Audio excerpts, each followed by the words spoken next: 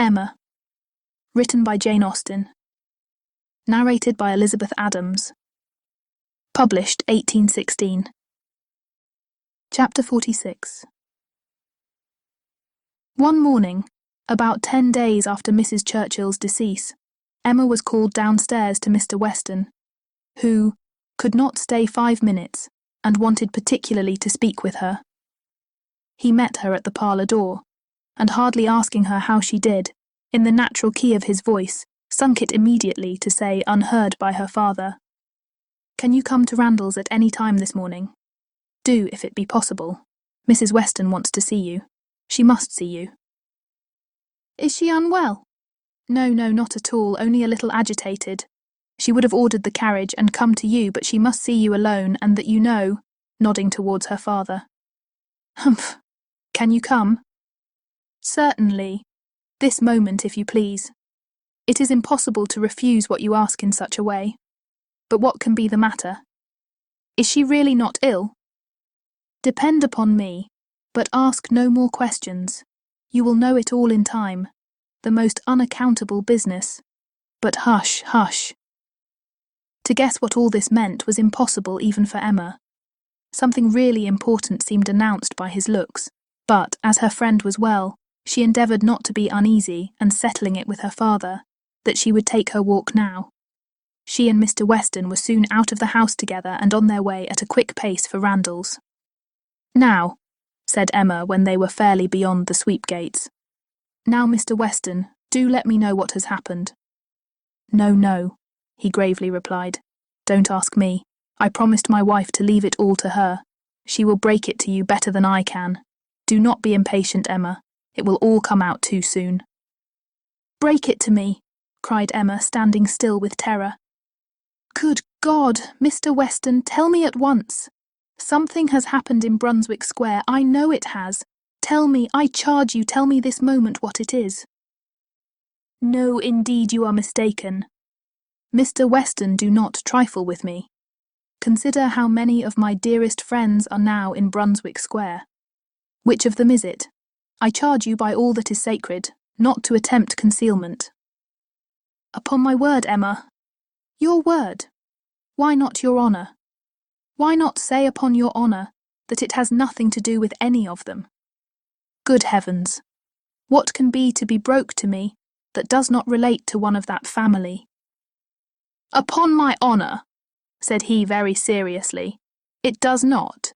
It is not in the smallest degree connected with any human being of the name of Knightley." Emma's courage returned and she walked on. "I was wrong," he continued, "in talking of its being broke to you. I should not have used the expression. In fact, it does not concern you.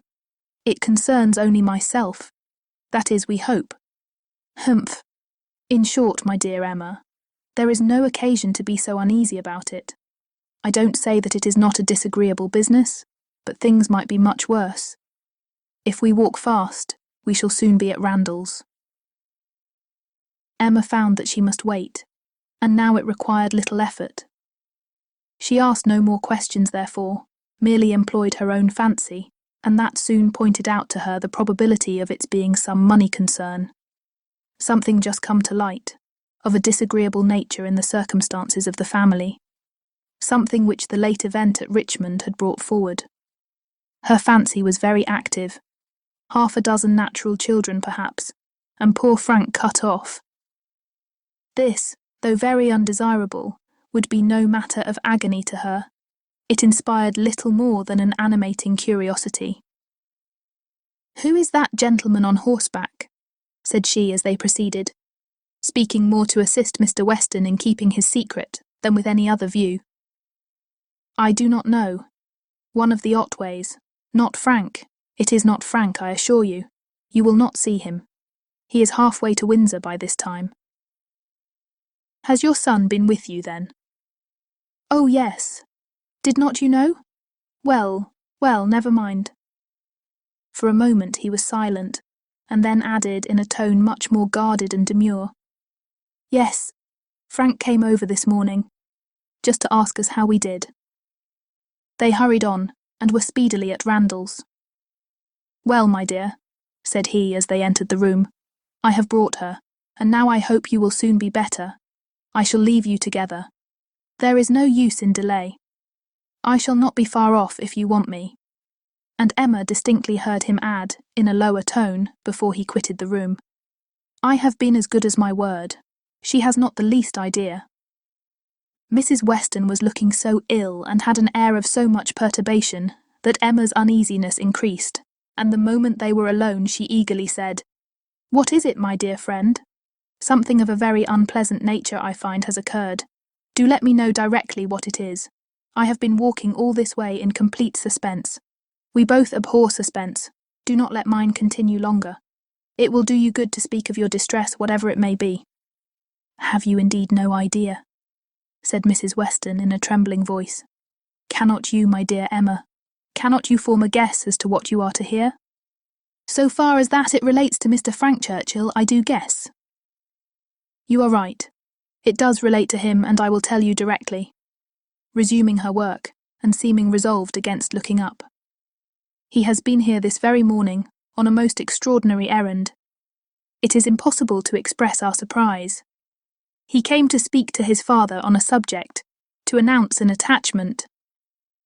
She stopped to breathe. Emma thought first of herself, and then of Harriet.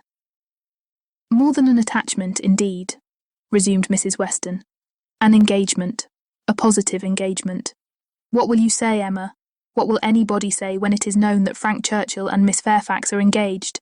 Nay, that they have been long engaged?" Emma even jumped with surprise, and horror-struck exclaimed, "Jane Fairfax! Good God, you are not serious. You do not mean it."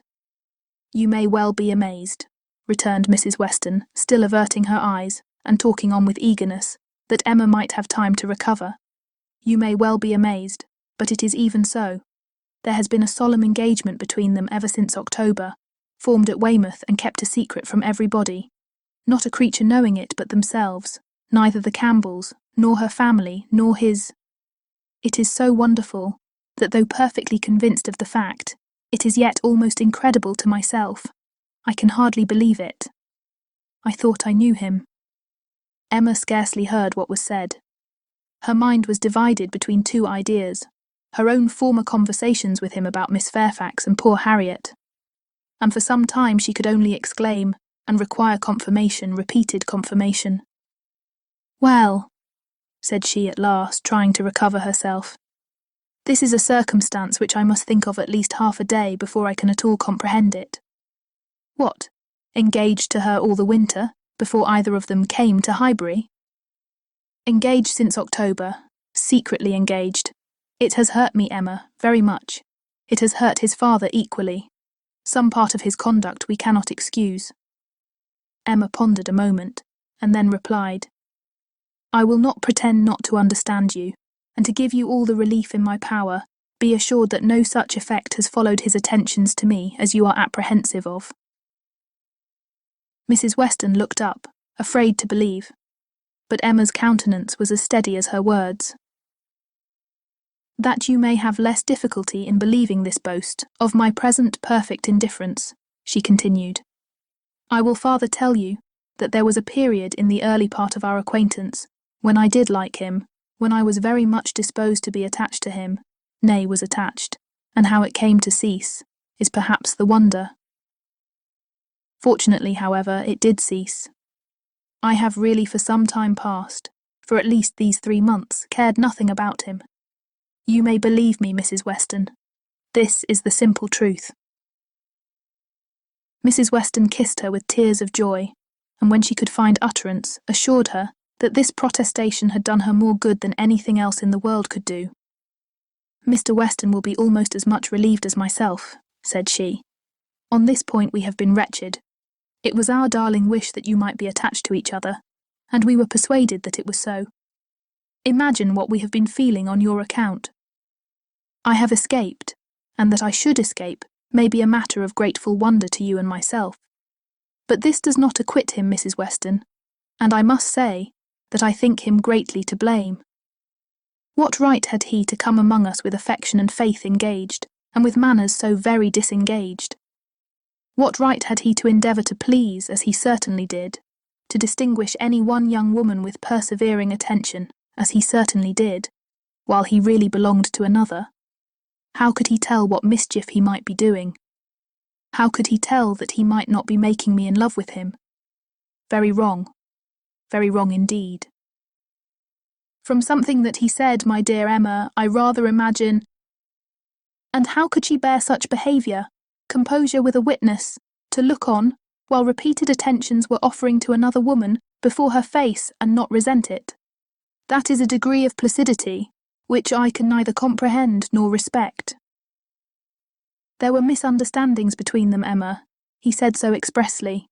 He had not time to enter into much explanation. He was here only a quarter of an hour, and in a state of agitation which did not allow the full use even of the time he could stay. But that there had been misunderstandings, he decidedly said. The present crisis indeed seemed to be brought on by them, and those misunderstandings might very possibly arise from the impropriety of his conduct. Impropriety! Oh, Mrs. Weston, it is too calm a censure.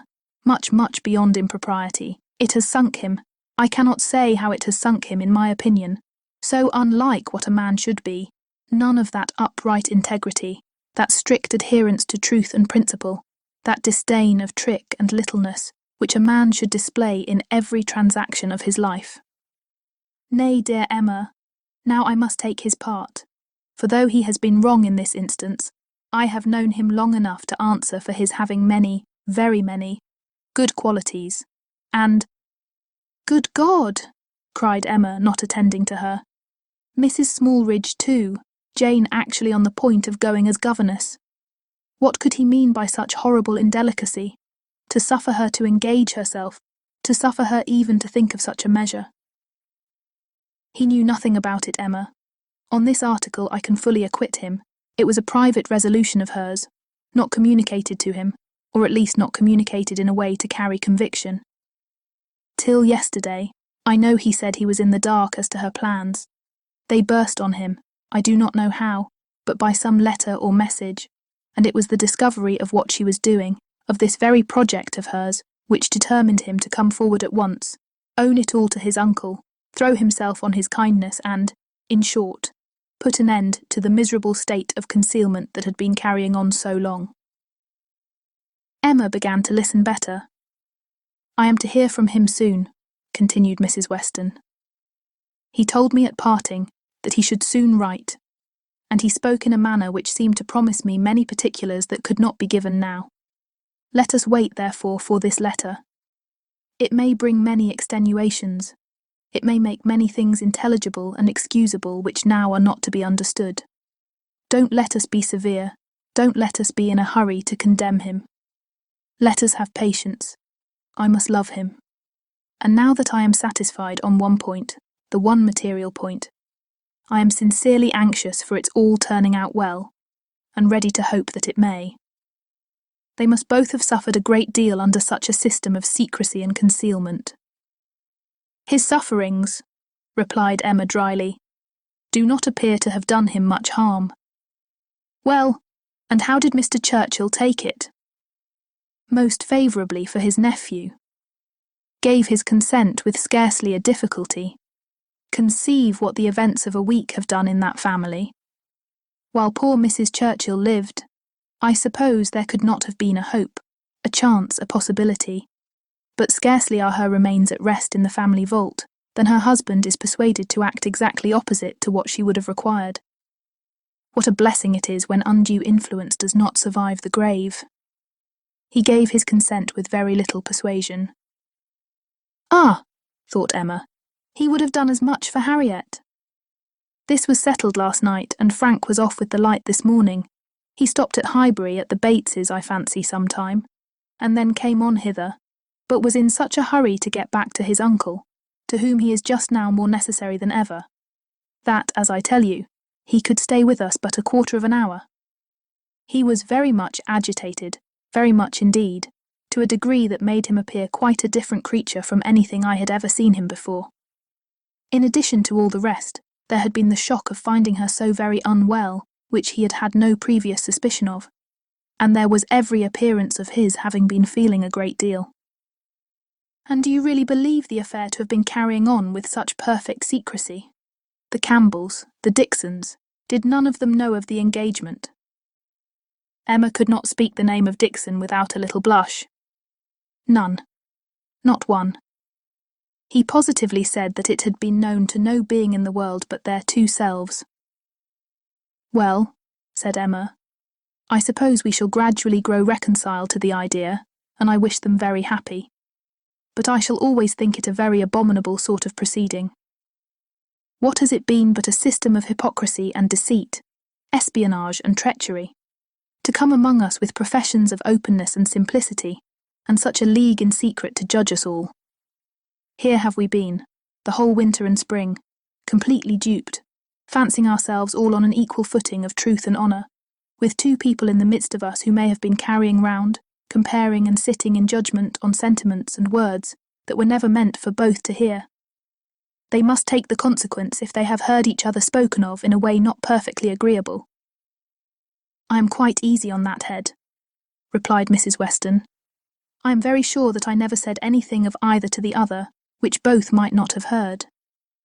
You are in luck. Your only blunder was confined to my ear when you imagined a certain friend of ours in love with the lady. True. But as I have always had a thoroughly good opinion of Miss Fairfax, I never could, under any blunder, have spoken ill of her. And as to speaking ill of him, there I must have been safe. At this moment Mr. Weston appeared at a little distance from the window, evidently on the watch. His wife gave him a look which invited him in, and while he was coming round, added, Now, dearest Emma, let me entreat you to say and look everything that may set his heart at ease, and incline him to be satisfied with the match. Let us make the best of it, and indeed, almost everything may be fairly said in her favour. It is not a connection to gratify, but if Mr. Churchill does not feel that, why should we? And it may be a very fortunate circumstance for him, for Frank, I mean, that he should have attached himself to a girl of such steadiness of character and good judgment as I have always given her credit for, and still am disposed to give her credit for, in spite of this one great deviation from the strict rule of right, and how much may be said in her situation for even that error. Much indeed, cried Emma feelingly. If a woman can ever be excused for thinking only of herself, it is in a situation like Jane Fairfax's. Of such one may almost say that the world is not theirs, nor the world's law. She met Mr. Weston on his entrance with a smiling countenance, exclaiming, A very pretty trick you have been playing me, upon my word. This was a device, I suppose, to sport with my curiosity and exercise my talent of guessing. But you really frightened me. I thought you had lost half your property at least. And here, instead of its being a matter of condolence, it turns out to be one of congratulation.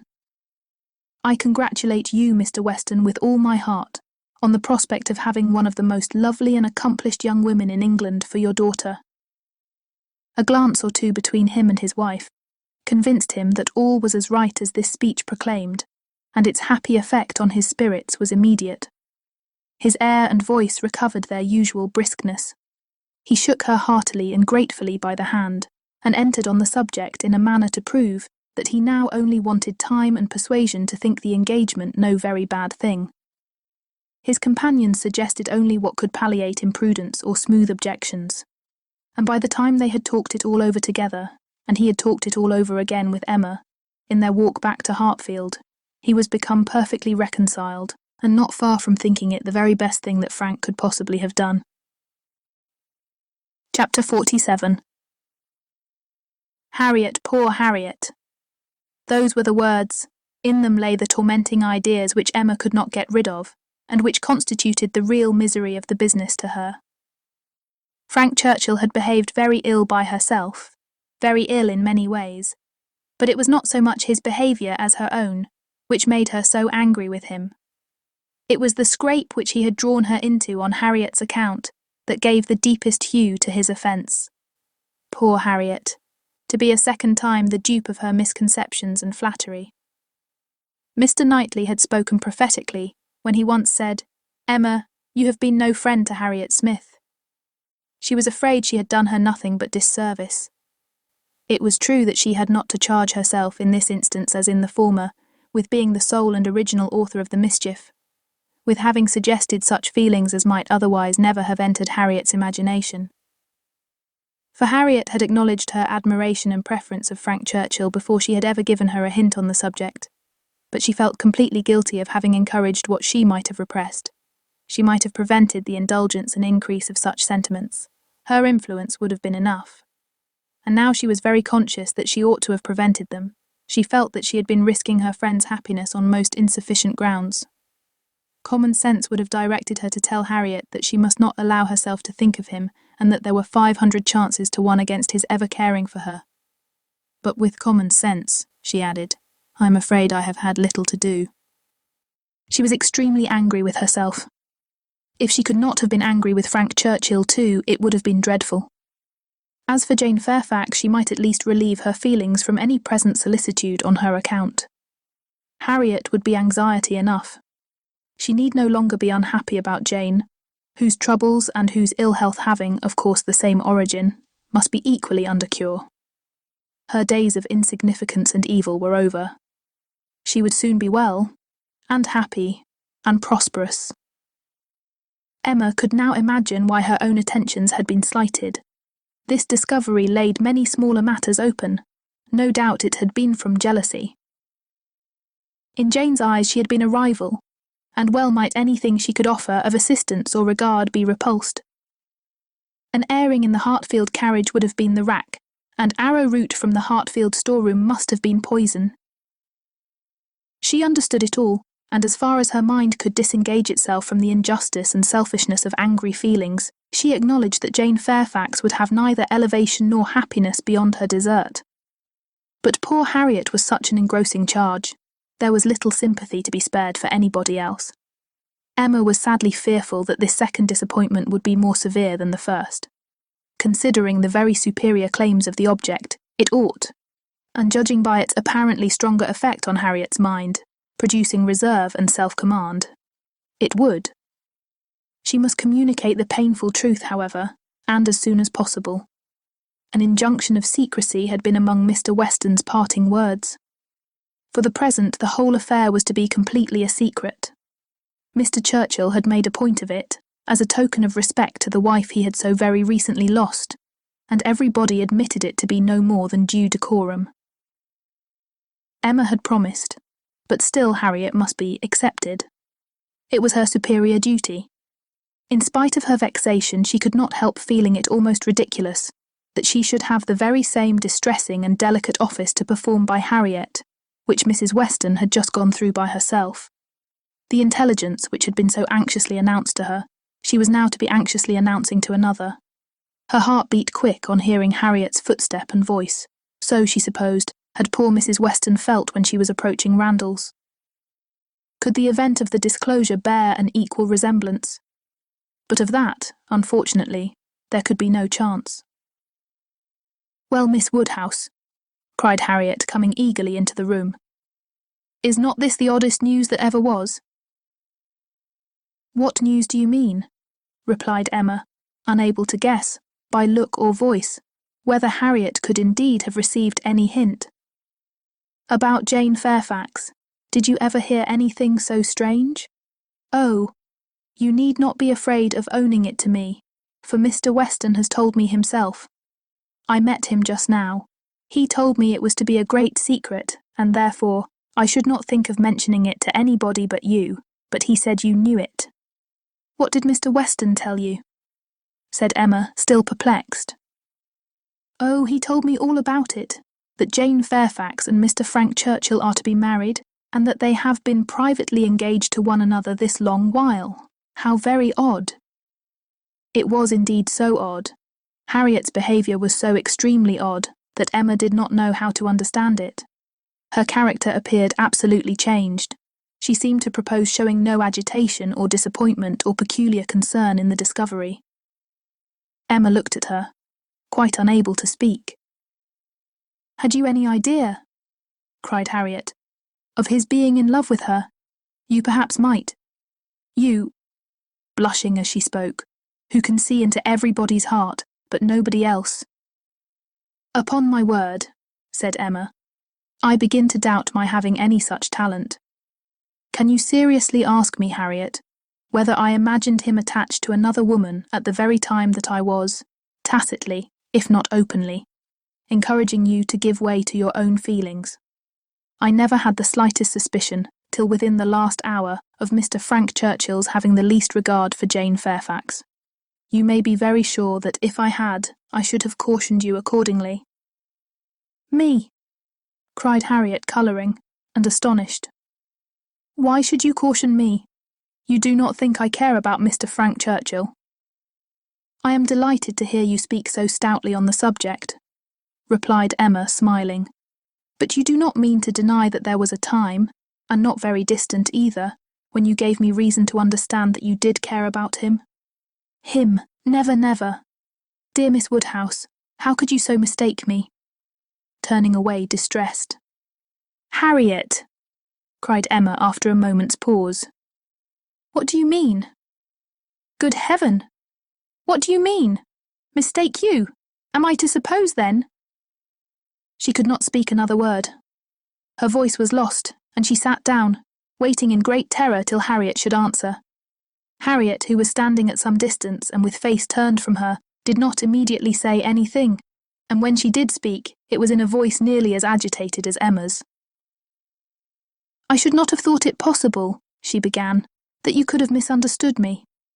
I know we agreed never to name him, but considering how infinitely superior he is to everybody else, I should not have thought it possible that I could be supposed to mean any other person. Mr. Frank Churchill. Indeed, I do not know who would ever look at him in the company of the other. I hope I have a better taste than to think of Mr. Frank Churchill, who is like nobody by his side. And that you should have been so mistaken is amazing, I am sure, but for believing that you entirely approved and meant to encourage me in my attachment, I should have considered it at first too great a presumption almost, to dare to think of him. At first, if you had not told me that more wonderful things had happened, that there had been matches of greater disparity, those were your very words, I should not have dared to give way to, I should not have thought it possible. But if you, who had been always acquainted with him— Harriet, cried Emma, collecting herself resolutely, let us understand each other now, without the possibility of farther mistake. Are you speaking of Mr. Knightley? To be sure I am. I never could have an idea of anybody else, and so I thought you knew. When we talked about him, it was as clear as possible. Not quite, returned Emma with forced calmness, for all that you then said appeared to me to relate to a different person. I could almost assert that you had named Mr. Frank Churchill. I am sure the service Mr. Frank Churchill had rendered you in protecting you from the gypsies was spoken of. Oh, Miss Woodhouse, how you do forget! My dear Harriet, I perfectly remember the substance of what I said on the occasion. I told you that I did not wonder at your attachment, that considering the service he had rendered you, it was extremely natural. And you agreed to it, expressing yourself very warmly as to your sense of that service, and mentioning even what your sensations had been in seeing him come forward to your rescue. The impression of it is strong on my memory. Oh dear, cried Harriet, now I recollect what you mean, but I was thinking of something very different at the time. It was not the gypsies, it was not Mr. Frank Churchill that I meant, no, with some elevation. I was thinking of a much more precious circumstance, of Mr. Knightley's coming and asking me to dance, when Mr. Elton would not stand up with me, and when there was no other partner in the room. That was the kind action. That was the noble benevolence and generosity. That was the service which made me begin to feel how superior he was to every other being upon earth. Good God, cried Emma, this has been a most unfortunate, most deplorable mistake. What is to be done? You would not have encouraged me then if you had understood me. At least, however, I cannot be worse off than I should have been if the other had been the person, and now it is possible. She paused a few moments. Emma could not speak. I do not wonder, Miss Woodhouse, she resumed, that you should feel a great difference between the two, as to me or as to anybody. You must think one 500 million times more above me than the other. But I hope, Miss Woodhouse, that supposing, that if, strange as it may appear, but you know they were your own words, that more wonderful things had happened, matches of greater disparity had taken place than between Mr. Frank Churchill and me. And therefore, it seems as if such a thing even as this may have occurred before. And if I should be so fortunate, beyond expression, as to... If Mr. Knightley should really, if he does not mind the disparity, I hope, dear Miss Woodhouse, you will not set yourself against it and try to put difficulties in the way, but you are too good for that, I am sure. Harriet was standing at one of the windows. Emma turned round to look at her in consternation and hastily said, "Have you any idea of Mr. Knightley's returning your affection?" "Yes," replied Harriet modestly but not fearfully. "I must say that I have." Emma's eyes were instantly withdrawn, and she sat silently meditating, in a fixed attitude for a few minutes. A few minutes were sufficient for making her acquainted with her own heart. A mind like hers, once opening to suspicion, made rapid progress. She touched, she admitted, she acknowledged the whole truth. Why was it so much worse that Harriet should be in love with Mr. Knightley than with Frank Churchill? Why was the evil so dreadfully increased by Harriet's having some hope of a return? It darted through her, with the speed of an arrow, that Mr. Knightley must marry no one but herself. Her own conduct, as well as her own heart, was before her in the same few minutes. She saw it all with a clearness which had never blessed her before.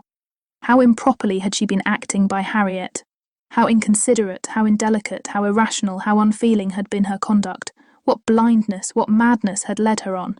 It struck her with dreadful force, and she was ready to give it every bad name in the world.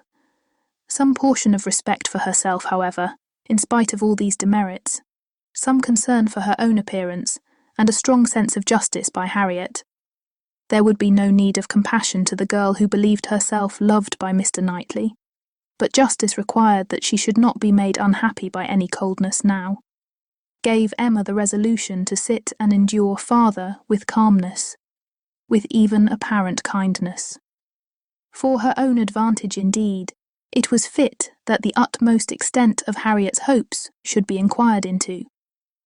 And Harriet had done nothing to forfeit the regard and interest which had been so voluntarily formed and maintained, or to deserve to be slighted by the person, whose counsels had never led her right. Rousing from reflection, therefore, and subduing her emotion, she turned to Harriet again, and, in a more inviting accent, renewed the conversation. For as to the subject which had first introduced it, the wonderful story of Jane Fairfax, that was quite sunk and lost. Neither of them thought but of Mr. Knightley and themselves. Harriet, who had been standing in no unhappy reverie, was yet very glad to be called from it, by the now encouraging manner of such a judge, and such a friend as Miss Woodhouse, and only wanted invitation to give the history of her hopes with great though trembling delight. Emma's tremblings as she asked, and as she listened, were better concealed than Harriet's, but they were not less. Her voice was not unsteady, but her mind was in all the perturbation that such a development of self, such a burst of threatening evil, such a confusion of sudden and perplexing emotions must create. She listened with much inward suffering, but with great outward patience to Harriet's detail. Methodical or well arranged or very well delivered, it could not be expected to be, but it contained, when separated from all the feebleness and tautology of the narration, a substance to sink her spirit, especially with the corroborating circumstances, which her own memory brought in favour of Mr. Knightley's most improved opinion of Harriet. Harriet had been conscious of a difference in his behaviour ever since those two decisive dances. Emma knew that he had, on that occasion, found her much superior to his expectation. From that evening, or at least from the time of Miss Woodhouse's encouraging her to think of him, Harriet had begun to be sensible of his talking to her much more than he had been used to do, and of his having indeed quite a different manner towards her, a manner of kindness and sweetness. Latterly she had been more and more aware of it. When they had been all walking together, he had so often come and walked by her, and talked so very delightfully. He seemed to want to be acquainted with her. Emma knew it to have been very much the case. She had often observed the change, to almost the same extent. Harriet repeated expressions of approbation and praise from him, and Emma felt them to be in the closest agreement with what she had known of his opinion of Harriet. He praised her for being without art or affectation, for having simple, honest, generous feelings. She knew that he saw such recommendations in Harriet. He had dwelt on them to her more than once. Much that lived in Harriet's memory, many little particulars of the notice she had received from him, a look, a speech, a removal from one chair to another, a compliment implied, a preference inferred, had been unnoticed because unsuspected by Emma. Circumstances that might swell to half an hour's relation and contained multiplied proofs to her who had seen them had passed undiscerned by her who now heard them. But the two latest occurrences to be mentioned, the two of strongest promise to Harriet, were not without some degree of witness from Emma herself.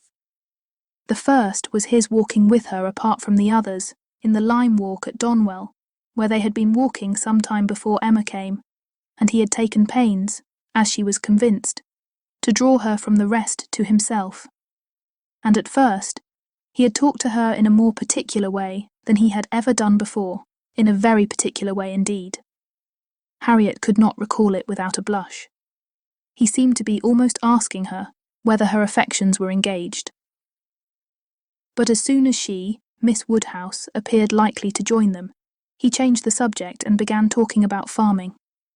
The second was his having sat talking with her nearly half an hour before Emma came back from her visit, the very last morning of his being at Hartfield, though when he first came in he had said that he could not stay 5 minutes, and his having told her during their conversation that though he must go to London, it was very much against his inclination that he left home at all, which was much more, as Emma felt, than he had acknowledged to her.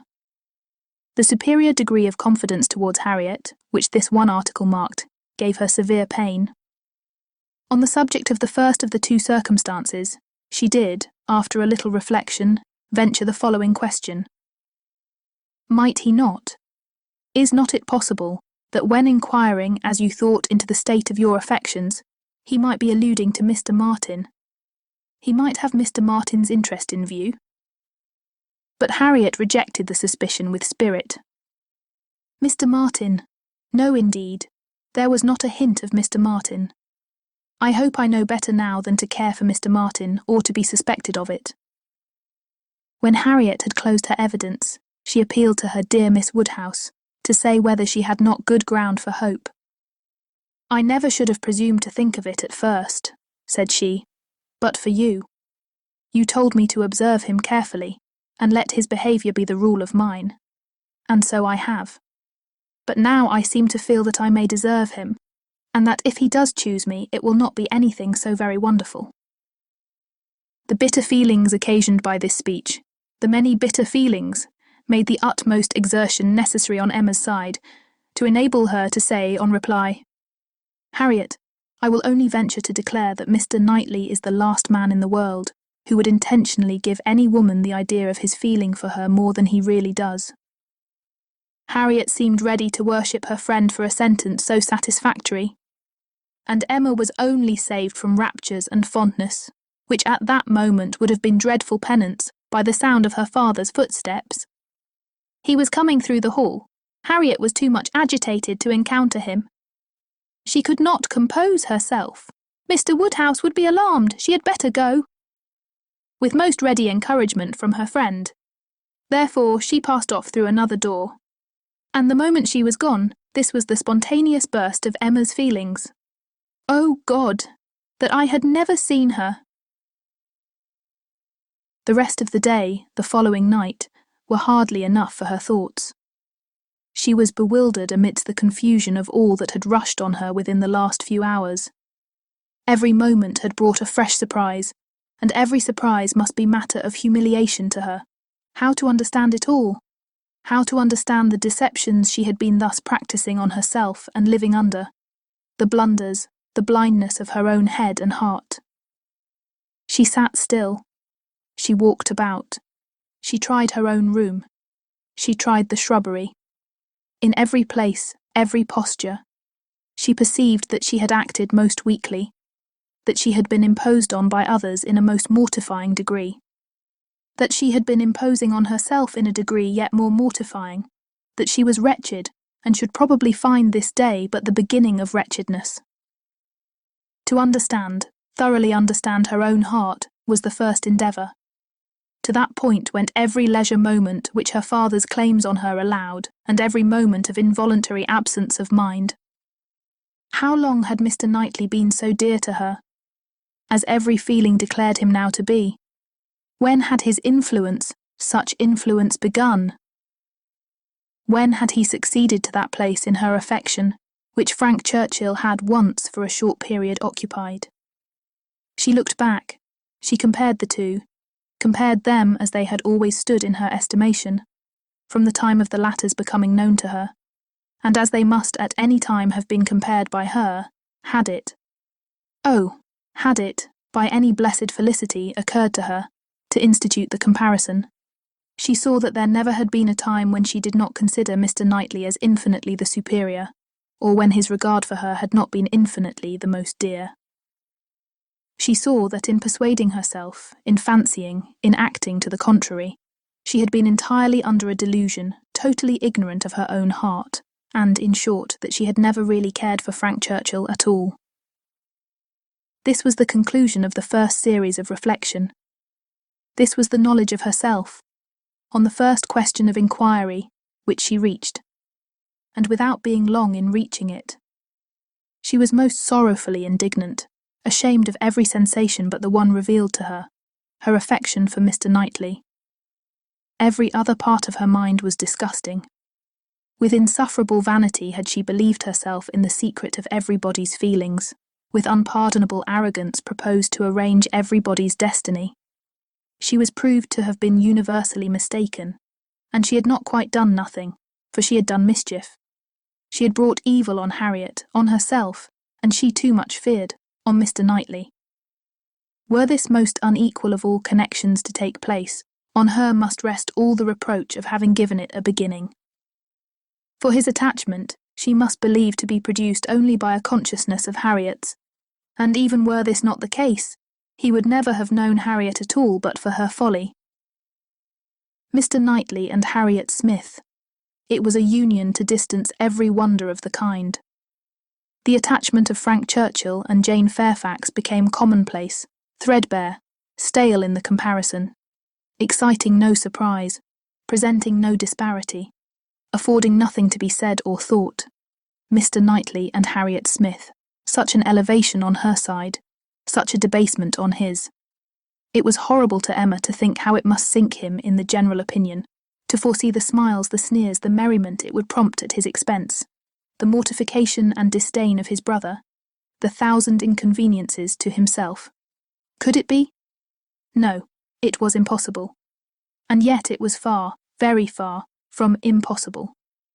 Was it a new circumstance for a man of first-rate abilities to be captivated by very inferior powers? Was it new for one, perhaps too busy to seek, to be the prize of a girl who would seek him? Was it new for anything in this world to be unequal, inconsistent, incongruous, or for chance and circumstance, as second causes, to direct the human fate? Oh, had she never brought Harriet forward? Had she left her where she ought, and where he had told her she ought?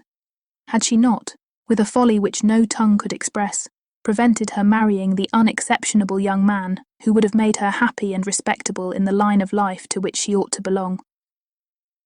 All would have been safe. None of this dreadful sequel would have been. How Harriet could ever have had the presumption to raise her thoughts to Mr. Knightley? How she could dare to fancy herself the chosen of such a man till actually assured of it? But Harriet was less humble, had fewer scruples than formerly.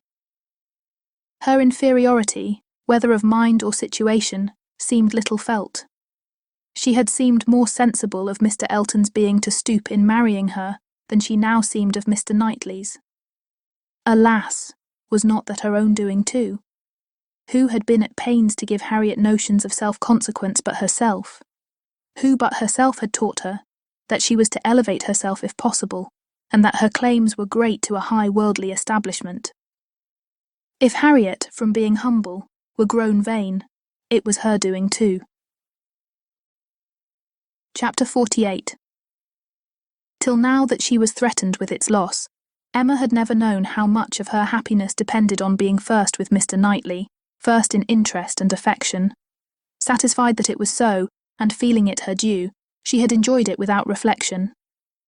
And only in the dread of being supplanted, found how inexpressibly important it had been. Long, very long, she felt she had been first. For having no female connections of his own, there had been only Isabella whose claims could be compared with hers. And she had always known exactly how far he loved and esteemed Isabella. She had herself been first with him for many years past. She had not deserved it. She had often been negligent or perverse, slighting his advice or even wilfully opposing him, insensible of half his merits, and quarrelling with him because he would not acknowledge her false and insolent estimate of her own.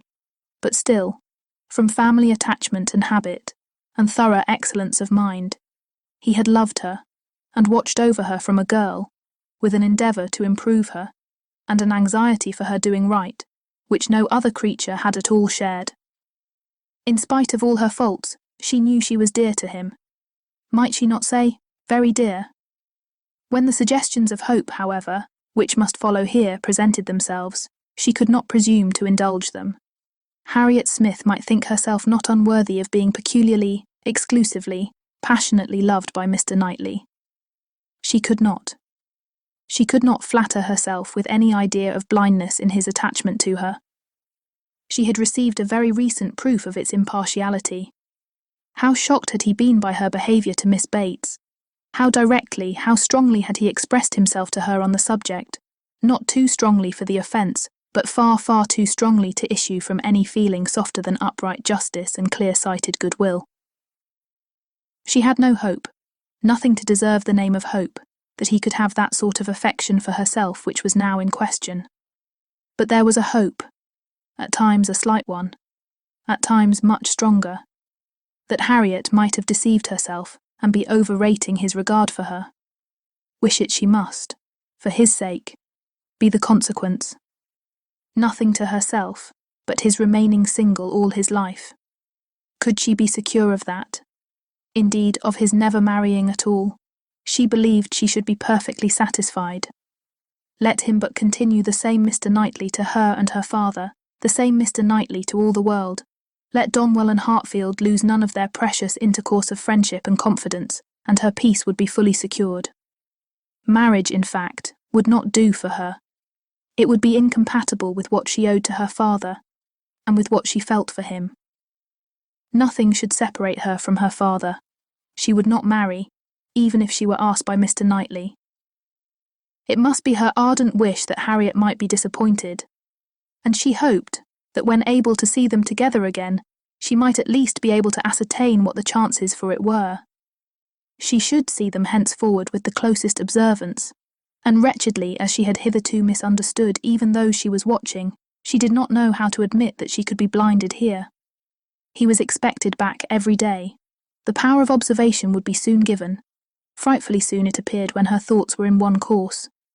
In the meanwhile, she resolved against seeing Harriet. It would do neither of them good.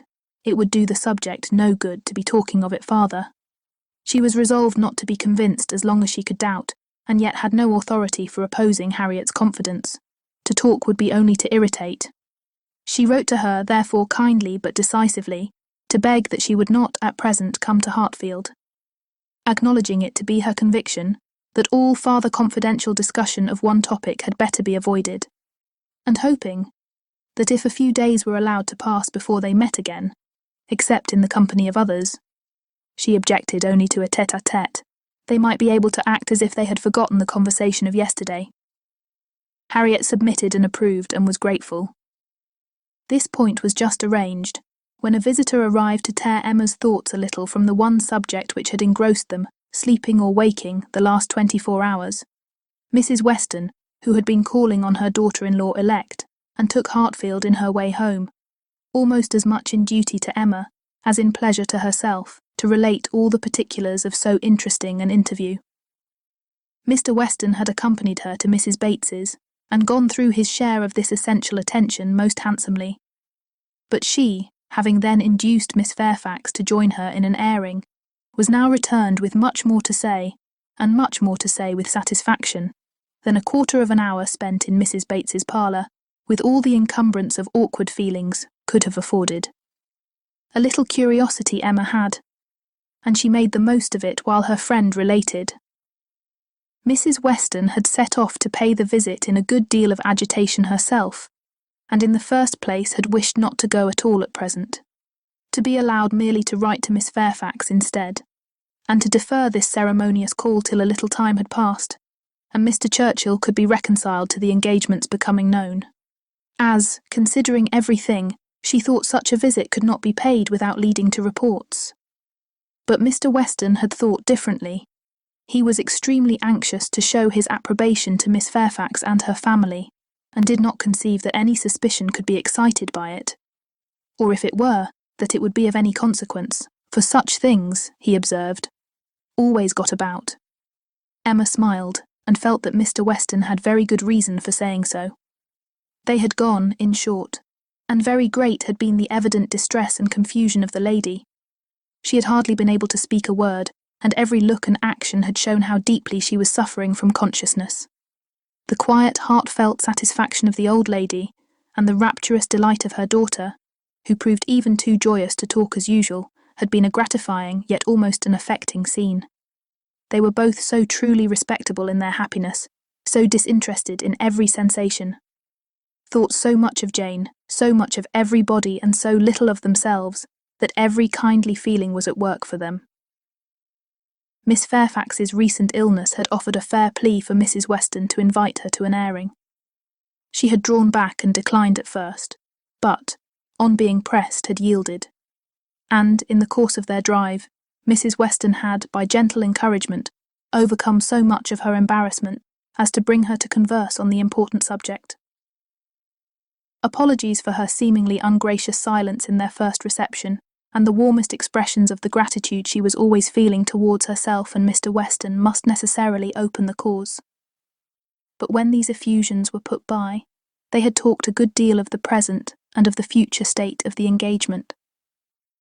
Mrs. Weston was convinced that such conversation must be the greatest relief to her companion, pent up within her own mind as everything had so long been, and was very much pleased with all that she had said on the subject. On the misery of what she had suffered during the concealment of so many months, continued Mrs. Weston, she was energetic. This was one of her expressions. I will not say that since I entered into the engagement I have not had some happy moments, but I can say that I have never known the blessing of one tranquil hour. And the quivering lip, Emma, which uttered it, was an attestation that I felt at my heart. Poor girl, said Emma. She thinks herself wrong, then, for having consented to a private engagement? Wrong. No one, I believe, can blame her more than she is disposed to blame herself.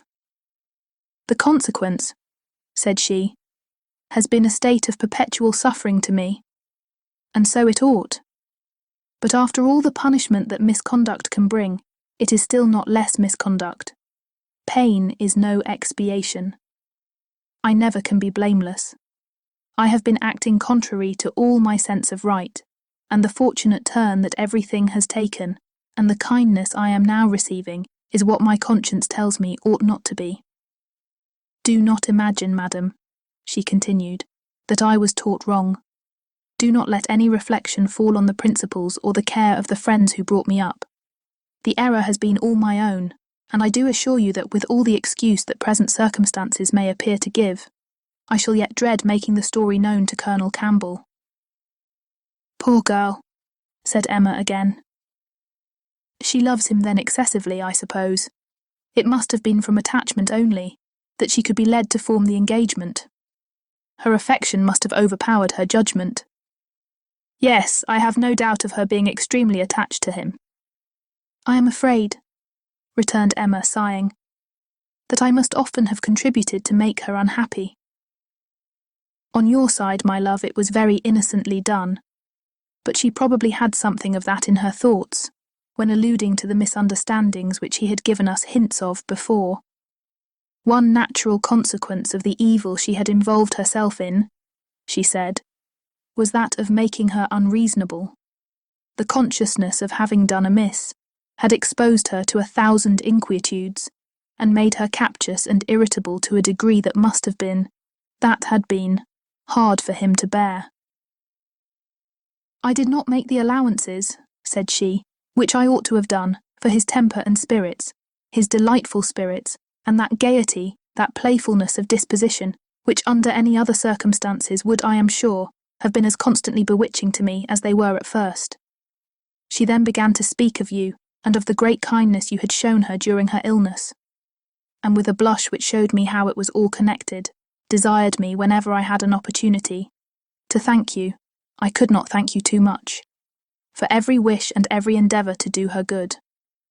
She was sensible that you had never received any proper acknowledgment from herself.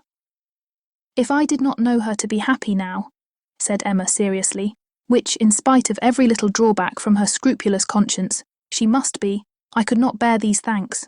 For, oh, Mrs. Weston, if there were an account drawn up of the evil and the good I have done Miss Fairfax— well, checking herself, and trying to be more lively, this is all to be forgotten. You are very kind to bring me these interesting particulars. They show her to the greatest advantage. I am sure she is very good. I hope she will be very happy. It is fit that the fortune should be on his side, for I think the merit will be all on hers. Such a conclusion could not pass unanswered by Mrs. Weston.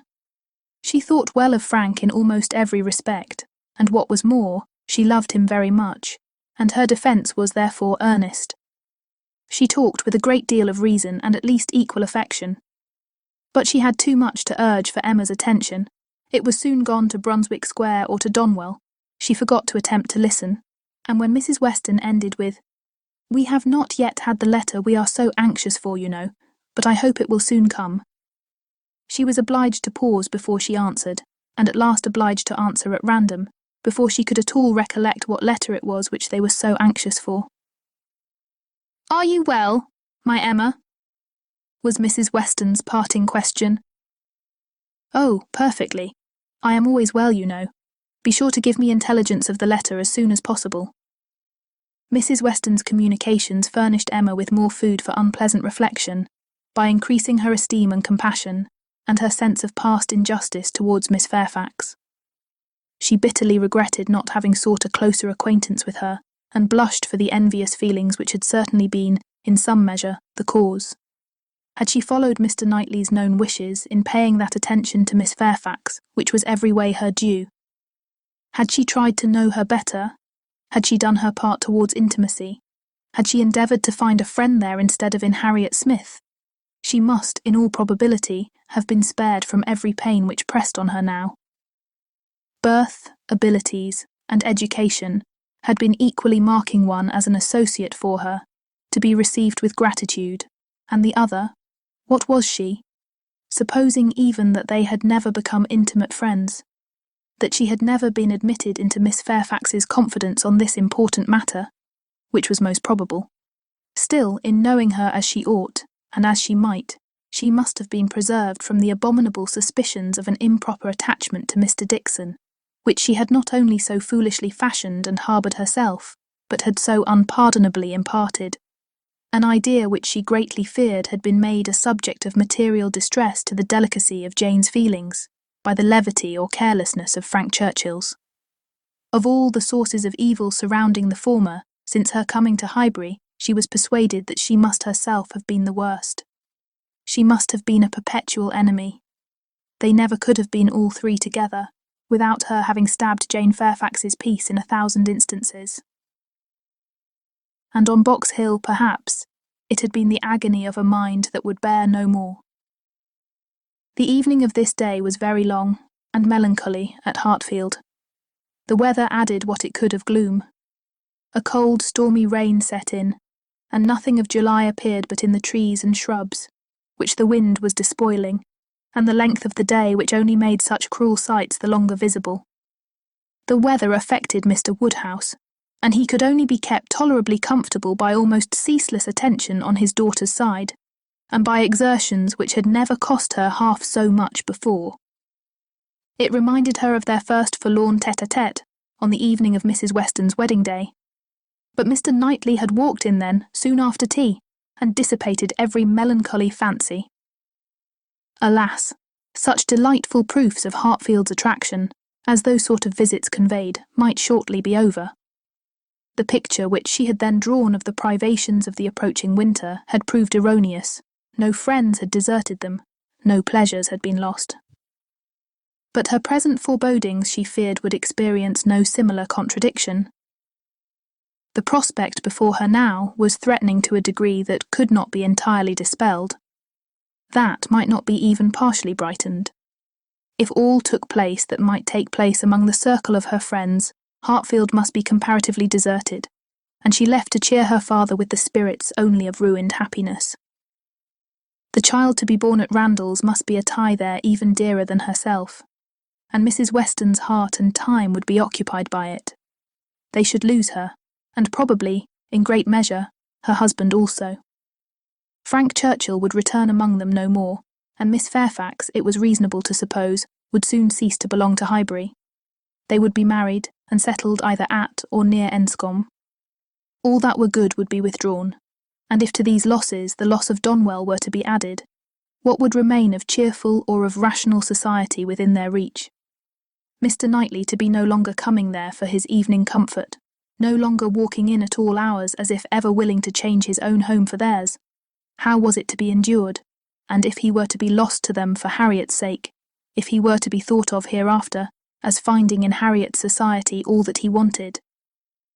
If Harriet were to be the chosen, the first, the dearest, the friend, the wife to whom he looked for all the best blessings of existence, what could be increasing Emma's wretchedness but the reflection never far distant from her mind, that it had been all her own work? When it came to such a pitch as this, she was not able to refrain from a start, or a heavy sigh, or even from walking about the room for a few seconds, and the only source whence anything like consolation or composure could be drawn was in the resolution of her own better conduct, and the hope that, however inferior in spirit and gaiety might be the following and every future winter of her life to the past, it would yet find her more rational, more acquainted with herself, and leave her less to regret when it were gone. Chapter 49. The weather continued much the same all the following morning, and the same loneliness and the same melancholy seemed to reign at Hartfield, but in the afternoon it cleared. The wind changed into a softer quarter, the clouds were carried off, the sun appeared. It was summer again. With all the eagerness which such a transition gives, Emma resolved to be out of doors as soon as possible. Never had the exquisite sight, smell, sensation of nature, tranquil, warm, and brilliant after a storm, been more attractive to her. She longed for the serenity they might gradually introduce, and on Mr. Perry's coming in soon after dinner, with a disengaged hour to give her father, she lost no time hurrying into the shrubbery. There, with spirits freshened and thoughts a little relieved, she had taken a few turns when she saw Mr. Knightley passing through the garden door and coming towards her. It was the first intimation of his being returned from London. She had been thinking of him the moment before, as unquestionably 16 miles distant. There was time only for the quickest arrangement of mind. She must be collected and calm. In half a minute they were together. The how-do-you-dos were quiet and constrained on each side. She asked after their mutual friends. They were all well. When had he left them? Only that morning. He must have had a wet ride. Yes. He meant to walk with her, she found. He had just looked into the dining room, and as he was not wanted there, preferred being out of doors. She thought he neither looked nor spoke cheerfully, and the first possible cause for it, suggested by her fears, was that he had perhaps been communicating his plans to his brother, and was pained by the manner in which they had been received. They walked together. He was silent. She thought he was often looking at her, and trying for a fuller view of her face than it suited her to give. And this belief produced another dread. Perhaps he wanted to speak to her, of his attachment to Harriet. He might be watching for encouragement to begin. She did not, could not, feel equal to lead the way to any such subject. He must do it all himself. Yet she could not bear this silence. With him it was most unnatural. She considered, resolved, and trying to smile, began. "You have some news to hear. Now you are come back. That will rather surprise you." "Have I?" said he quietly and looking at her. "Of what nature?" "Oh, the best nature in the world. A wedding." After waiting a moment, as if to be sure she intended to say no more, he replied, "If you mean Miss Fairfax and Frank Churchill, I have heard that already." "How is it possible?" cried Emma, turning her glowing cheeks towards him. For while she spoke, it occurred to her that he might have called at Mrs. Goddard's in his way. "I had a few lines on parish business from Mr. Weston this morning, and at the end of them he gave me a brief account of what had happened." Emma was quite relieved, and could presently say with a little more composure, "You probably have been less surprised than any of us, for you have had your suspicions. I have not forgotten that you once tried to give me a caution. I wish I had attended to it, but," with a sinking voice and a heavy sigh, "I seem to have been doomed to blindness." For a moment or two nothing was said, and she was unsuspicious of having excited any particular interest, till she found her arm drawn within his, and pressed against his heart, and heard him thus saying, in a tone of great sensibility, speaking low, "Time, my dearest Emma, time will heal the wound. Your own excellent sense, your exertions for your father's sake, I know you will not allow yourself." Her arm was pressed again, as he added in a more broken and subdued accent, "The feelings of the warmest friendship, indignation, abominable scoundrel." And in a louder, steadier tone he concluded with, "He will soon be gone. They will soon be in Yorkshire. I am sorry for her. She deserves a better fate." Emma understood him, and as soon as she could recover from the flutter of pleasure, excited by such tender consideration, replied, "You are very kind, but you are mistaken, and I must set you right. I am not in want of that sort of compassion. My blindness to what was going on led me to act by them in a way that I must always be ashamed of, and I was very foolishly tempted to say and do many things which may well lay me open to unpleasant conjectures, but I have no other reason to regret that I was not in the secret earlier." "Emma!" cried he, looking eagerly at her, "are you indeed?" But checking himself, "No, no, I understand you. Forgive me. I am pleased that you can say even so much. He is no object of regret, indeed, and it will not be very long, I hope, before that becomes the acknowledgment of more than your reason. Fortunate that your affections were not farther entangled. I could never, I confess, from your manners, assure myself as to the degree of what you felt. I could only be certain that there was a preference, and a preference which I never believed him to deserve. He is a disgrace to the name of man. And is he to be rewarded with that sweet young woman? Jane, Jane, you will be a miserable creature." "Mr. Knightley," said Emma, trying to be lively but really confused, "I am in a very extraordinary situation. I cannot let you continue in your error, and yet, perhaps, since my manners gave such an impression, I have as much reason to be ashamed of confessing that I never have been at all attached to the person we are speaking of, as it might be natural for a woman to feel in confessing exactly the reverse. But I never have." He listened in perfect silence. She wished him to speak, but he would not. She supposed she must say more before she were entitled to his clemency, but it was a hard case to be obliged still to lower herself in his opinion. She went on, however, "I have very little to say for my own conduct. I was tempted by his attentions, and allowed myself to appear pleased. An old story, probably, a common case, and no more than has happened to hundreds of my sex before, and yet it may not be the more excusable in one who sets up as I do for understanding. Many circumstances assisted the temptation. He was the son of Mr. Weston. He was continually here. I always found him very pleasant, and, in short, for, with a sigh, let me swell out the causes ever so ingeniously, they all centre in this at last. My vanity was flattered, and I allowed his attentions. Latterly, however, for some time indeed, I have had no idea of their meaning anything. I thought them a habit, a trick, nothing that called for seriousness on my side. He has imposed on me, but he has not injured me. I have never been attached to him, and now I can tolerably comprehend his behaviour. He never wished to attach me. It was merely a blind to conceal his real situation with another. It was his object to blind all about him, and no one, I am sure, could be more effectually blinded than myself, except that I was not blinded, that it was my good fortune, that, in short, I was somehow or other safe from him.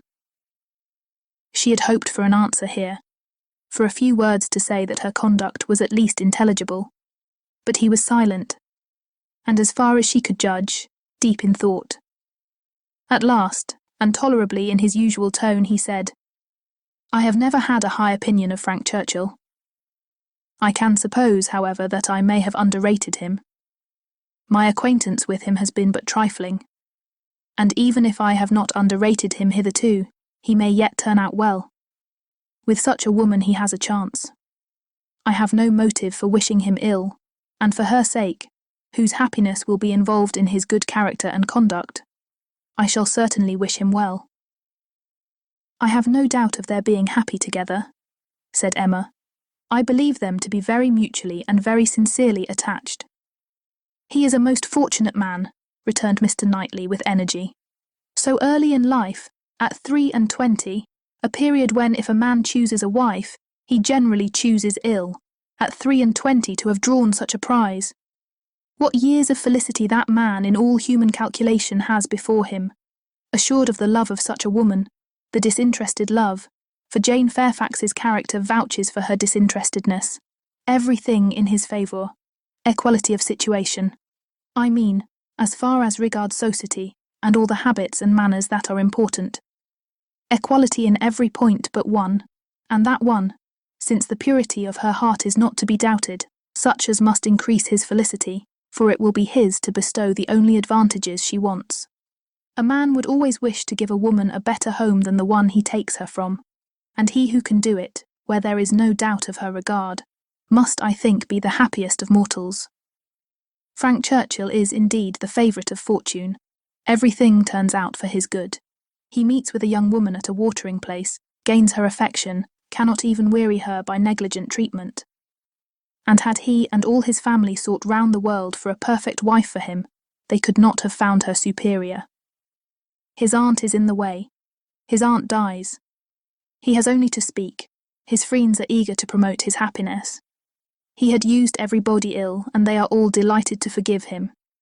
He is a fortunate man indeed."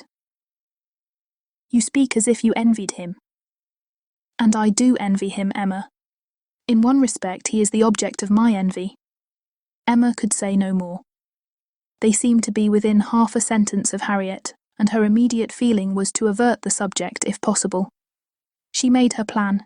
She would speak of something totally different. The children in Brunswick Square, and she only waited for breath to begin, when Mr. Knightley startled her by saying, "You will not ask me what is the point of envy. You are determined, I see, to have no curiosity. You are wise, but I cannot be wise. Emma, I must tell you what you will not ask, though I may wish it unsaid the next moment." "Oh, then don't speak it, don't speak it," she eagerly cried. "Take a little time, consider. Do not commit yourself." "Thank you," said he in an accent of deep mortification, and not another syllable followed. Emma could not bear to give him pain. He was wishing to confide in her, perhaps to consult her. Cost her what it would, she would listen. She might assist his resolution, or reconcile him to it. She might give just praise to Harriet, or by representing to him his own independence, relieve him from that state of indecision, which must be more intolerable than any alternative to such a mind as his. They had reached the house. "You are going in, I suppose?" said he.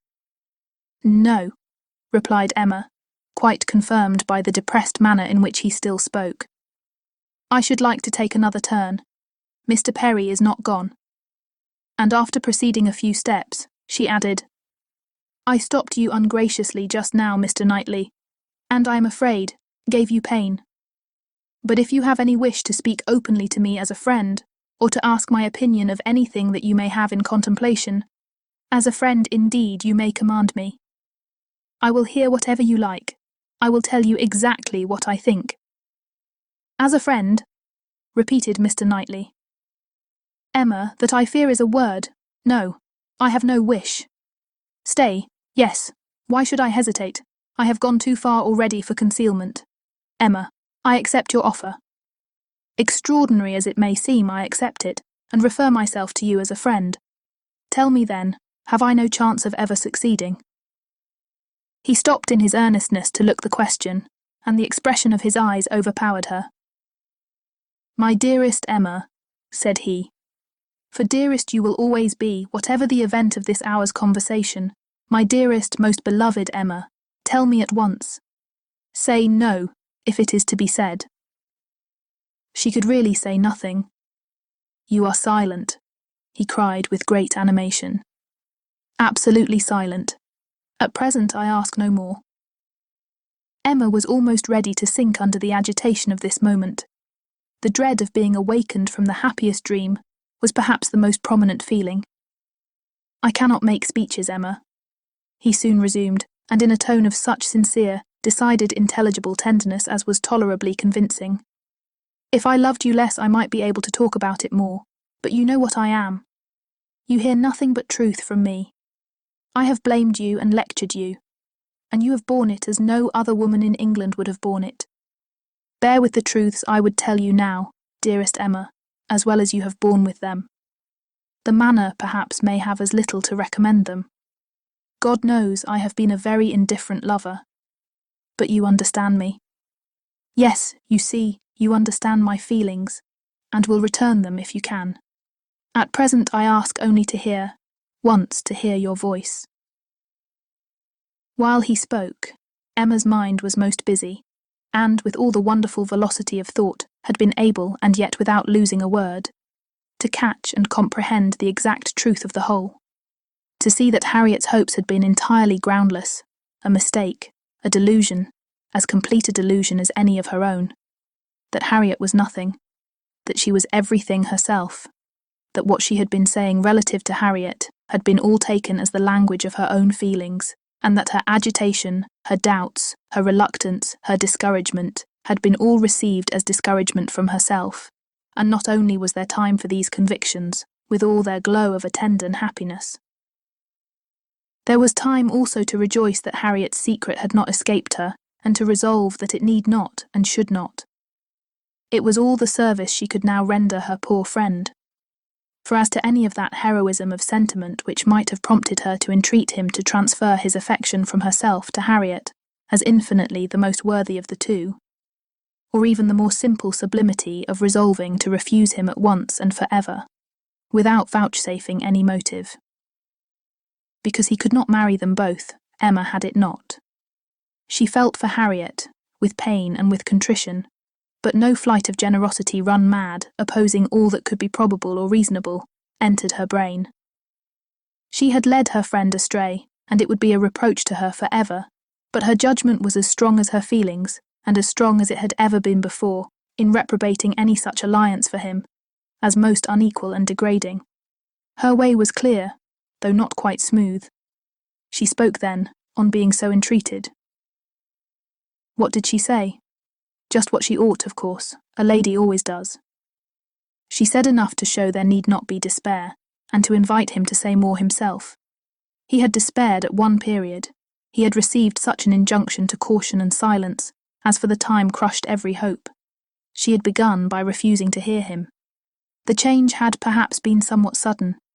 Her proposal of taking another turn, her renewing the conversation which she had just put an end to, might be a little extraordinary. She felt its inconsistency, but Mr. Knightley was so obliging as to put up with it, and seek no farther explanation. Seldom, very seldom, does complete truth belong to any human disclosure. Seldom can it happen that something is not a little disguised or a little mistaken, but where, as in this case, though the conduct is mistaken, the feelings are not, it may not be very material. Mr. Knightley could not impute to Emma a more relenting heart than she possessed, or a heart more disposed to accept of his. He had, in fact, been wholly unsuspicious of his own influence. He had followed her into the shrubbery with no idea of trying it. He had come, in his anxiety to see how she bore Frank Churchill's engagement, with no selfish view, no view at all, but of endeavouring, if she allowed him an opening, to soothe or to counsel her. The rest had been the work of the moment, the immediate effect of what he heard on his feelings, the delightful assurance of her total indifference towards Frank Churchill, of her having a heart completely disengaged from him, had given birth to the hope that in time he might gain her affection himself. But it had been no present hope. He had only, in the momentary conquest of eagerness over judgment, aspired to be told that she did not forbid his attempt to attach her. The superior hopes which gradually opened were so much the more enchanting. The affection, which he had been asking to be allowed to create if he could, was already his. Within half an hour, he had passed from a thoroughly distressed state of mind to something so like perfect happiness that it could bear no other name. Her change was equal.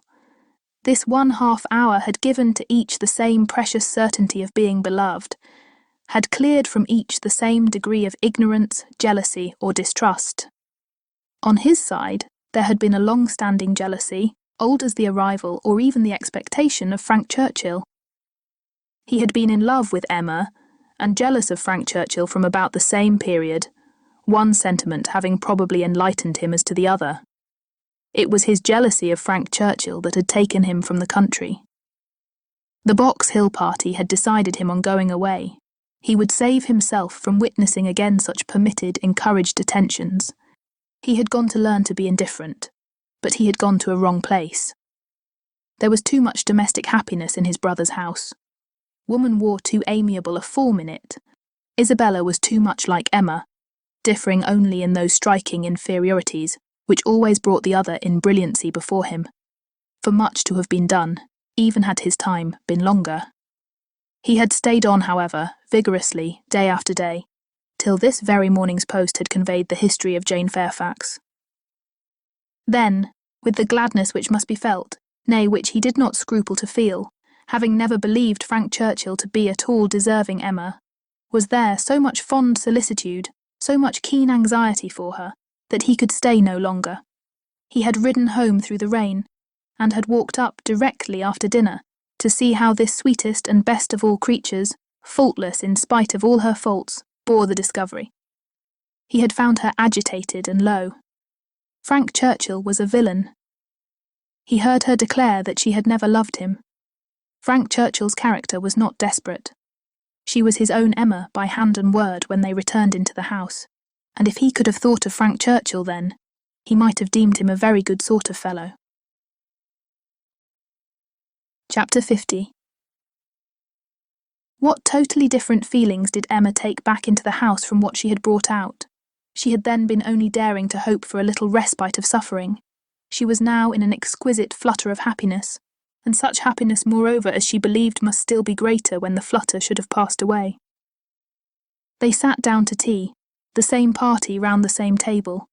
How often it had been collected, and how often had her eyes fallen on the same shrubs in the lawn, and observed the same beautiful effect of the western sun, but never in such a state of spirits, never in anything like it, and it was with difficulty that she could summon enough of her usual self to be the attentive lady of the house, or even the attentive daughter.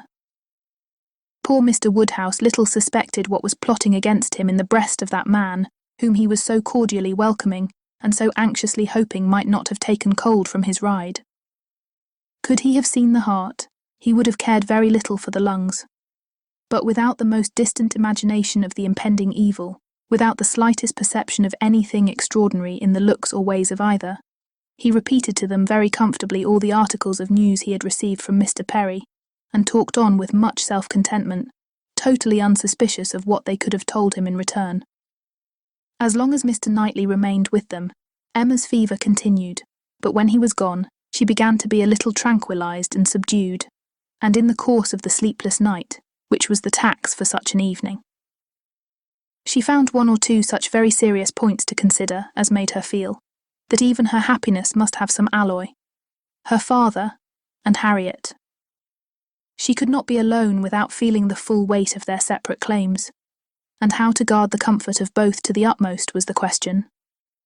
With respect to her father, it was a question soon answered.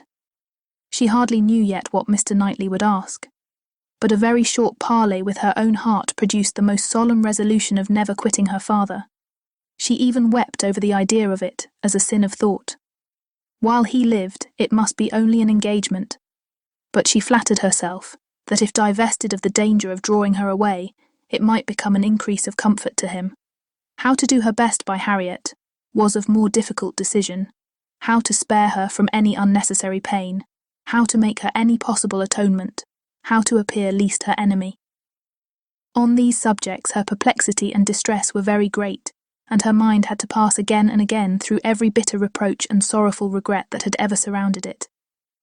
She could only resolve at last that she would still avoid a meeting with her, and communicate all that need be told by letter, that it would be inexpressibly desirable to have her removed just now for a time from Highbury, and, indulging in one scheme more, nearly resolve that it might be practicable to get an invitation for her to Brunswick Square. Isabella had been pleased with Harriet, and a few weeks spent in London must give her some amusement. She did not think it in Harriet's nature to escape being benefited by novelty and variety, by the streets, the shops, and the children. At any rate, it would be a proof of attention and kindness in herself, from whom everything was due, a separation for the present, an averting of the evil day, when they must all be together again. She rose early and wrote her letter to Harriet, an employment which left her so very serious, so nearly sad, that Mr. Knightley, in walking up to Hartfield to breakfast, did not arrive at all too soon, and half an hour stolen afterwards to go over the same ground again with him, literally and figuratively, was quite necessary to reinstate her in a proper share of the happiness of the evening before. He had not left her long, by no means long enough for her to have the slightest inclination for thinking of anybody else, when a letter was brought her from Randalls, a very thick letter. She guessed what it must contain and deprecated the necessity of reading it. She was now in perfect charity with Frank Churchill.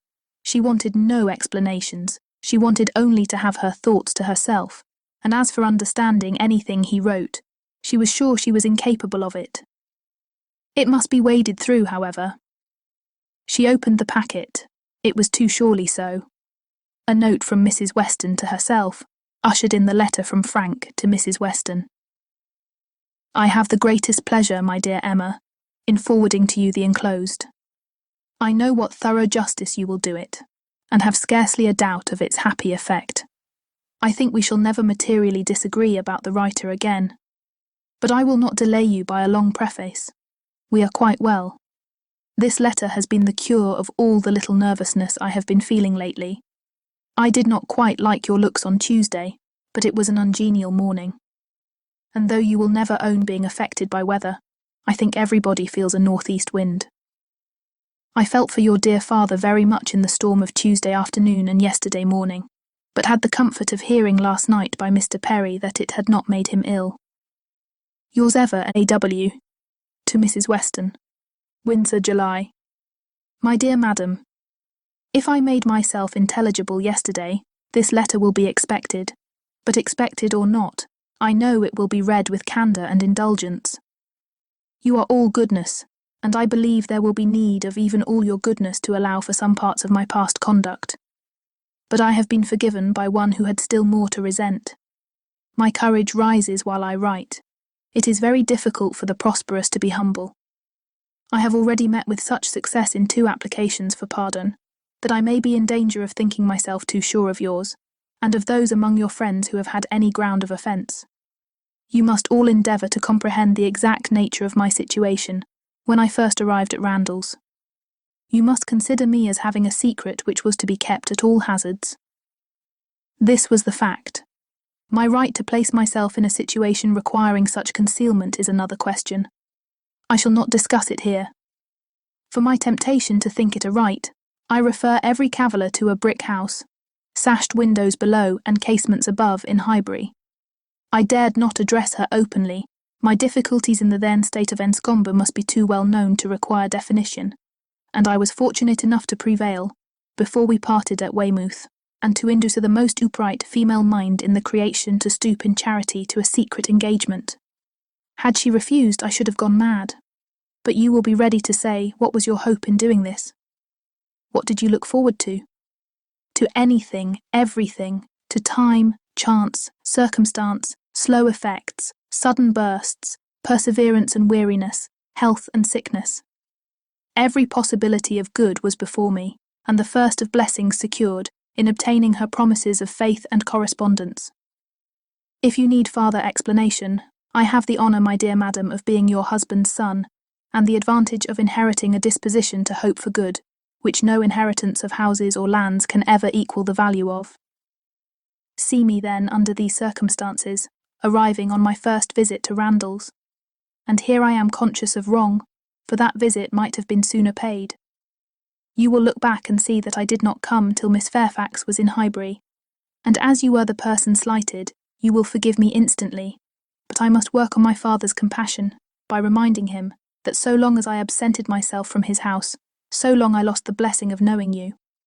My behaviour, during the very happy fortnight which I spent with you, did not, I hope, lay me open to reprehension, excepting on one point, and now I come to the principal, the only important part of my conduct while belonging to you, which excites my own anxiety, or requires very solicitous explanation. With the greatest respect, and the warmest friendship, do I mention Miss Woodhouse. My father perhaps will think I ought to add, with the deepest humiliation. A few words which dropped from him yesterday spoke his opinion, and some censure I acknowledge myself liable to. My behaviour to Miss Woodhouse indicated, I believe, more than it ought. In order to assist a concealment so essential to me, I was led on to make more than an allowable use of the sort of intimacy into which we were immediately thrown. I cannot deny that Miss Woodhouse was my ostensible object, but I am sure you will believe the declaration, that had I not been convinced of her indifference, I would not have been induced by any selfish views to go on. Amiable and delightful as Miss Woodhouse is, she never gave me the idea of a young woman likely to be attached, and that she was perfectly free from. Any tendency to being attached to me was as much my conviction as my wish. She received my attentions with an easy, friendly, good-humoured playfulness, which exactly suited me. We seemed to understand each other. From our relative situation, those attentions were her due, and were felt to be so. Whether Miss Woodhouse began really to understand me before the expiration of that fortnight, I cannot say. When I called to take leave of her, I remember that I was within a moment of confessing the truth, and I then fancied she was not without suspicion, but I have no doubt of her having since detected me, at least in some degree. She may not have surmised the whole, but her quickness must have penetrated a part. I cannot doubt it. You will find, whenever the subject becomes freed from its present restraints, that it did not take her wholly by surprise. She frequently gave me hints of it. I remember her telling me at the ball that I owed Mrs. Elton gratitude for her attentions to Miss Fairfax. I hope this history of my conduct towards her will be admitted by you and my father as great extenuation of what you saw amiss. While you considered me as having sinned against Emma Woodhouse, I could deserve nothing from either. Acquit me here, and procure for me, when it is allowable, the acquittal and good wishes of that said Emma Woodhouse, whom I regard with so much brotherly affection, as to long to have her as deeply and as happily in love as myself. Whatever strange things I said or did during that fortnight, you have now a key to. My heart was in Highbury, and my business was to get my body thither as often as might be, and with the least suspicion. If you remember any queernesses, set them all to the right account. Of the pianoforte so much talked of, I feel it only necessary to say that its being ordered was absolutely unknown to Miss F., who would never have allowed me to send it had any choice been given her. The delicacy of her mind throughout the whole engagement, my dear madam, is much beyond my power of doing justice to. You will soon, I earnestly hope, know her thoroughly yourself. No description can describe her. She must tell you herself what she is. Yet not by word, for never was there a human creature who would so designedly suppress her own merit. Since I began this letter, which will be longer than I foresaw, I have heard from her. She gives a good account of her own health, but as she never complains, I dare not depend. I want to have your opinion of her looks. I know you will soon call on her. She is living in dread of the visit. Perhaps it is paid already. Let me hear from you without delay. I am impatient for 1,000 particulars. Remember how few minutes I was at Randalls, and in how bewildered, how mad a state, and I am not much better yet, still insane either from happiness or misery. When I think of the kindness and favour I have met with, of her excellence and patience and my uncle's generosity, I am mad with joy. But when I recollect all the uneasiness I occasioned her, and how little I deserve to be forgiven, I am mad with anger. If I could but see her again. But I must not propose it yet. My uncle has been too good for me to encroach. I must still add to this long letter. You have not heard all that you ought to hear. I could not give any connected detail yesterday, but the suddenness and, in one light, the unseasonableness with which the affair burst out needs explanation. For though the event of the 26th ult, as you will conclude, immediately opened to me the happiest prospects, I should not have presumed on such early measures but from the very particular circumstances, which left me not an hour to lose. I should myself have shrunk from anything so hasty, and she would have felt every scruple of mine with multiplied strength and refinement. But I had no choice. The hasty engagement she had entered into with that woman. Here, my dear madam, I was obliged to leave off abruptly, to recollect and compose myself.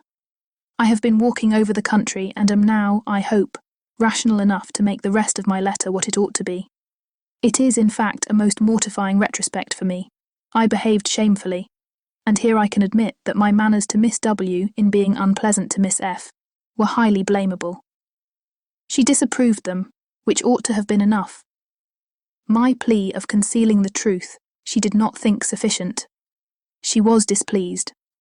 I thought unreasonably so. I thought her, on 1,000 occasions, unnecessarily scrupulous and cautious. I thought her even cold. But she was always right. If I had followed her judgment and subdued my spirits to the level of what she deemed proper, I should have escaped the greatest unhappiness I have ever known. We quarrelled. Do you remember the morning spent at Donwell? There every little dissatisfaction that had occurred before came to a crisis. I was late. I met her walking home by herself and wanted to walk with her, but she would not suffer it. She absolutely refused to allow me, which I then thought most unreasonable. Now, however, I see nothing in it but a very natural and consistent degree of discretion. While I, to blind the world to our engagement, was behaving 1 hour with objectionable particularity to another woman, was she to be consenting the next to a proposal which might have made every previous caution useless? Had we been met walking together between Donwell and Highbury, the truth must have been suspected. I was mad enough, however, to resent. I doubted her affection. I doubted it more the next day on Box Hill, when, provoked by such conduct on my side, such shameful insolent neglect of her, and such apparent devotion to Miss W., as it would have been impossible for any woman of sense to endure. She spoke her resentment in a form of words perfectly intelligible to me. In short, my dear madam, it was a quarrel blameless on her side, abominable on mine, and I returned the same evening to Richmond, though I might have stayed with you till the next morning, merely because I would be as angry with her as possible. Even then I was not such a fool as not to mean to be reconciled in time, but I was the injured person, injured by her coldness, and I went away determined that she should make the first advances. I shall always congratulate myself that you were not of the Box Hill party. Had you witnessed my behaviour there, I can hardly suppose you would ever have thought well of me again. Its effect upon her appears in the immediate resolution it produced. As soon as she found I was really gone from Randalls, she closed with the offer of that officious Mrs. Elton, the whole system of whose treatment of her, by the by, has ever filled me with indignation and hatred. I must not quarrel with the spirit of forbearance which has been so richly extended towards myself, but otherwise I should loudly protest against the share of it which that woman has known. Jane, indeed, you will observe that I have not yet indulged myself in calling her by that name, even to you. Think, then, what I must have endured in hearing it bandied between the Eltons with all the vulgarity of needless repetition and all the insolence of imaginary superiority. Have patience with me, I shall soon have done. She closed with this offer, resolving to break with me entirely, and wrote the next day to tell me that we never were to meet again. She felt the engagement to be a source of repentance and misery to each. She dissolved it. This letter reached me on the very morning of my poor aunt's death. I answered it within an hour, but from the confusion of my mind and the multiplicity of business falling on me at once, my answer, instead of being sent with all the many other letters of that day, was locked up in my writing desk, and I, trusting that I had written enough, though but a few lines, to satisfy her, remained without any uneasiness. I was rather disappointed that I did not hear from her again speedily, but I made excuses for her, and was too busy, and, may I add, too cheerful in my views to be captious. We removed to Windsor, and 2 days afterwards I received a parcel from her, my own letters all returned, and a few lines at the same time by the post, stating her extreme surprise at not having had the smallest reply to her last, and adding that as silence on such a point could not be misconstrued, and as it must be equally desirable to both to have every subordinate arrangement concluded as soon as possible, she now sent me, by a safe conveyance, all my letters, and requested that if I could not directly command hers, so as to send them to Highbury within a week, I would forward them after that period to her at— In short, the full direction to Mr. Smallridge's near Bristol stared me in the face. I knew the name, the place, I knew all about it, and instantly saw what she had been doing. It was perfectly accordant with that resolution of character which I knew her to possess, and the secrecy she had maintained, as to any such design in her former letter, was equally descriptive of its anxious delicacy, for the world would not she have seemed to threaten me. Imagine the shock, imagine how till I had actually detected my own blunder, I raved at the blunders of the post. What was to be done? One thing only. I must speak to my uncle. Without his sanction I could not hope to be listened to again. I spoke. Circumstances were in my favour. The late event had softened away his pride, and he was, earlier than I could have anticipated, wholly reconciled and complying, and could say at last, poor man, with a deep sigh, that he wished I might find as much happiness in the marriage state as he had done. I felt that it would be of a different sort. Are you disposed to pity me for what I must have suffered in opening the cause to him, for my suspense while all was at stake? No. Do not pity me till I reached Highbury, and saw how ill I had made her. Do not pity me till I saw her wan, sick looks. I reached Highbury at the time of day when, from my knowledge of their late breakfast hour, I was certain of a good chance of finding her alone. I was not disappointed, and at last I was not disappointed either in the object of my journey. A great deal of very reasonable, very just displeasure I had to persuade away. But it is done. We are reconciled, dearer, much dearer, than ever, and no moment's uneasiness can ever occur between us again. Now, my dear madam, I will release you, but I could not conclude before. 1,000 and 1,000, thanks for all the keenness you have ever shown me, and 10,000 for the attentions your heart will dictate towards her. If you think me in a way to be happier than I deserve, I am quite of your opinion. Miss W. calls me the child of good fortune. I hope she is right. In one respect, my good fortune is undoubted, that of being able to subscribe myself, your obliged and affectionate son, F. C. Weston Churchill.